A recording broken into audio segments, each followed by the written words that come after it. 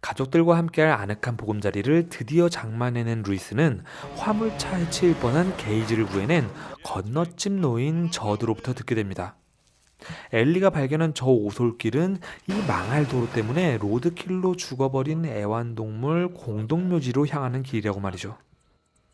그럼 루이스는 엘리의 사랑하는 애완묘 처치가 좀 차분해질 수 있도록 거세를 시켜주겠답니다. 네, 루이스는 의사거든요. 그런데 첫날부터 응급환자 빅터의 죽음을 마주하고요. 그 트라우마는 꿈속의 그를 다시금 묘지로 안내하네요. 하지만 선을 넘어선 안 된다는 그의 경고는 꿈이 아니었던 것 같습니다. 뭐죠? 그리고 부인 레이첼과 아이들이 친정으로 간 사이 루이스가 마주하게 되는 사건은 바로 처치의 죽음입니다. 그리고 상실감에 고통 겪게 될 엘리를 걱정하던 루이스에게 저드가 내어주는 해결책은 바로 빅터가 경고했던 수피로군요. 언덕 위에 숨겨져 있는 믹맥 인디언들의 무덤 말입니다. 도대체 이게 무슨 도움을 줄 거라는 거죠? 처치가 살아 돌아왔네요. 하지만 저드는 말합니다. 그 역시 과거 자신의 애완견 스팟을 그곳에 묻어주었지만 그것이 정상은 아니었다고. 그렇기에 결국 스팟의 두 번째 죽음은 쉽게 받아들일 수 있었다고 말이죠. 네, 그러고 보니 뭔가 섬찟하긴 하네요. 하지만 돌아온 엘리가 아프지 않으니 뭐 괜찮은 거겠죠. 그러나 복통에 시달리던 가정부 미씨의 자살, 그 죽음 앞에서 엘리는 오히려 의연합니다. 힘들어하는 건 레이첼이죠.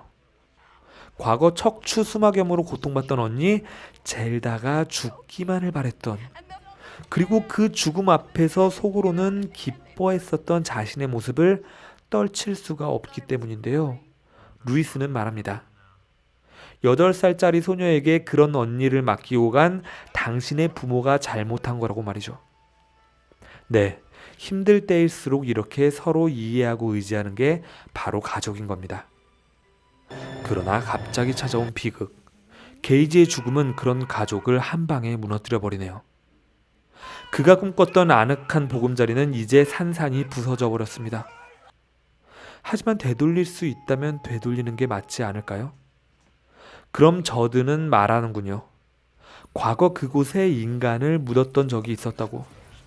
그리고 되살아났던 그 청년 티미는 더 이상 인간의 모습이 아니었기에 결국 불태워 버릴 수밖에 없었다고 말입니다.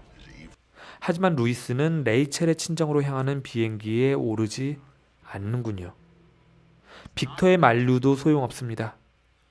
시도해보고 안되면 직접 다시 죽이겠다 말하는 루이스는 이미 멈출 생각이 없어 보이거든요. 그러면 빅터는 엘리의 꿈을 통해 루이스가 위험한 상황임을 레이첼에게 전달합니다. 그리고 어떻게든 그 귀한 길을 도와보지만 결국 차가 전복되어 버리고 마는군요. 그 말은 이제 루이스의 길을 막을 수 있는 건 아무것도 없다는 말입니다. 그리고 결국 게이지를 무덤에 묻고 돌아온 루이스는 그 고단함에 쓰러지고 마는군요. 그러면 이제 깨어난 게이지가 처치와 함께 집으로 돌아와 처음으로 하는 일은 바로 이 나이프를 꺼내는 것입니다. 한편 레이첼의 연락을 받았던 저드는 자신이 이 모든 상황에 책임이 있다 느끼고 있는데요. 그것을 이미 눈치챘기 때문일까요?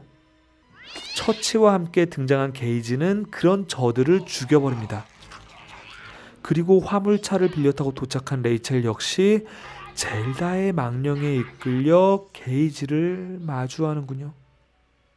그러면 다음날 아침이 되어서야 깨어난 루이스는 상황이 심상치 않음을 느끼고 저드의 집으로 향하는데요. 네, 이미 이곳에는 죽음이 가득합니다. 그리고 자신이 살려낸 이 악마를 몸으로 체험해내는군요. 그렇기에 결국 루이스가 할 수 있는 일은 사랑하는 아들은 이미 죽었다는 사실을 받아들이는 것입니다.